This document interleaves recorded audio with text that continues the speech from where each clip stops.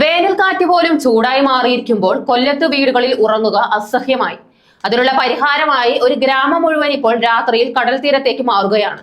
കടലമ്മയുടെ മടിയിൽ ഒരു സുഖനിദ്ര തേടിയുള്ള ഈ കൂട്ടയോട്ടം വേനൽ ചൂടിന്റെ കാഠിന്യം വ്യക്തമാക്കുന്ന ദൃശ്യമാണ്.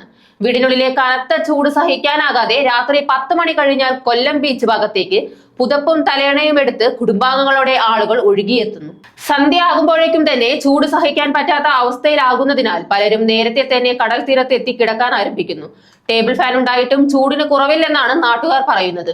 അതേസമയം കടൽക്കാറ്റ് നൽകുന്ന ചെറിയ ശീതള പോലും ഇവർക്ക് വലിയ ആശ്വാസമാണ്.